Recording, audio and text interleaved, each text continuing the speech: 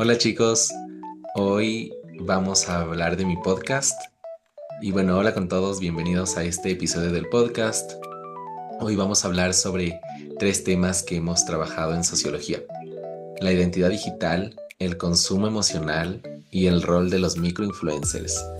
Básicamente, cómo las redes sociales no solo muestran quiénes somos, sino que también moldean nuestras decisiones, nuestras emociones y hasta la manera en la que consumimos. En este episodio combinamos teoría, la teoría de la sociología, con una conversación real sobre cómo vivimos estas dinámicas en el día a día. Así que ahora sí demos paso al podcast. Welcome back to today podcast. Today episode is honestly super interesting because we are talking about how social media, brands, and micro-influencers shape the way we build our identity online and even offline. And to make this conversation richer, I'm here with a special guest, Charlotte. She's gonna help us dig into how emotional marketing and online trends affect the way we consume. So before we jump in, Charlotte, let me introduce you real quick. Charlotte Ward is a junior at Kenyon College, majoring in English and Spanish with concentrations in creative writing and Latin studies. She's graduating in May 2027, and fun fact, she has actually been skydiving. I personally will faint, but that's another episode. Charlotte, thanks for being here. Thank you so much for having me. All right, let's start simple. So the big topic today is how brands aren't just selling products anymore. They are selling emotions, lifestyles, vibes, and how micro-influencers play a huge role in that. Basically, what we talk about in sociology class, identity is the digital age becomes something performed or even consumed. Like Erving Goffman says, we are always managing impressions depending on the audience, and social media just amplifies that. Yeah, that makes a lot of sense. Yeah, so first question, have microinfluencers ever influenced something you bought? Well, I honestly don't really engage with influencers that much. Although one time I did buy a coffee from a specific coffee shop because one of my friends had seen an influencer post about it on Instagram. Yeah, and I love that because it's exactly how influence spreads. Not always direct, but through someone close to us, like in this case, a second-hand influence. Now, emotional marketing. Do you feel brands use emotions to sell instead of selling the product itself? Yes, I absolutely do. I see this on TikTok all the time where creators make a very sad and emotional video and they make you think that it's something real, but then you get to the end and you realize that they're just trying to sell you something that will change your life by playing with your emotions. Yeah, right. That twist at the end is wild. It's like brands discovered that vulnerability and gets the attention, and then they commercialize it. So, do you think people relate to online lifestyles because they are inspired, or is it more like pressure?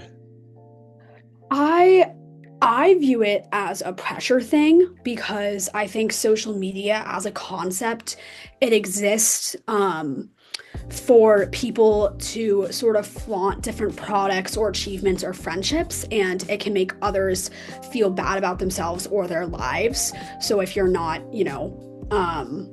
engaging with a certain product, like it can make you feel like you need to and pressure you. Yeah, totally. In class, we talked about how consumer culture creates this ideal self that feels impossible to reach, and how social media just multiplies that. So, have you ever bought something because the vibe on social media was too good? Not really. I'm actually pretty firm about not buying things from social media promotion. I don't really have like the patience for those sappy videos anymore. I used to fall for them at first, but now I can tell that they're trying to sell me something, so I kind of just scroll past them. Yeah, and you're stronger than the algorithm, so respect for that. Do you think microinfluencers are authentic or performing to the camera? I think a lot of it is definitely for the camera because influencers make money from like online engagement on their like Instagram posts or stories or from people buying their products. So I feel like they kind of have to put on a specific face to get that engagement. Yeah, exactly. Influence is basically a business model. Authenticity, our authenticity becomes a product.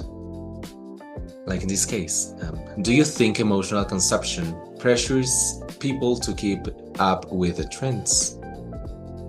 Yes, definitely. I think that it puts pressure on people, even though it's not, something I personally deal with. Yeah, totally fair. Even if we don't feel it personally, the system still works that way. So let's talk about the algorithm. Do you think the algorithm is a friend or enemy? I think it shows us what we like based on sort of what we interact with. Ads are a little bit different though. A lot of them are targeted based on what you search. I get a lot of like unofficial celebrity merch as ads because I interact with singers online. Yeah, so basically, we feed the algorithm and then the algorithm feed us back. So the last question, globalization.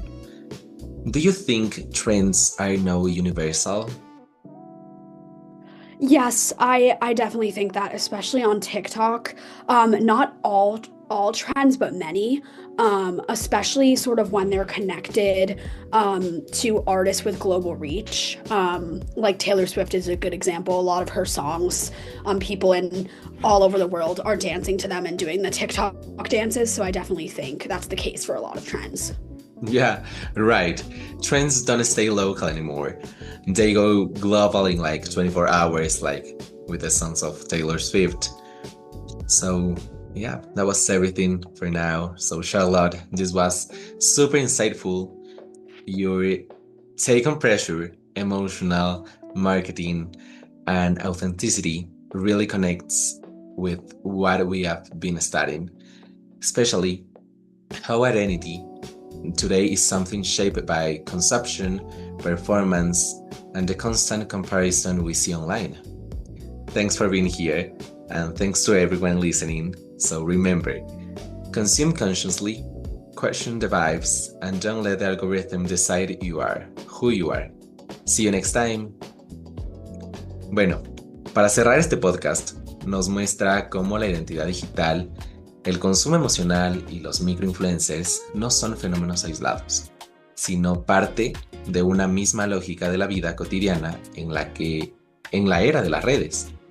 Tal como vimos en sociología, nuestra identidad se construye en interacción con los demás, y hoy esa interacción está mediada por algoritmos, tendencias globales y discursos emocionales que buscan influir en nuestras decisiones. La conversación con Charlotte nos ayudó a ver que aunque no todos caemos en la misma manera de estas dinámicas, todos estamos expuestos a ellas. Y entender cómo funciona es el primer paso para consumir de forma consciente y para no dejar que las plataformas definan quiénes somos. Gracias por escuchar. Bye.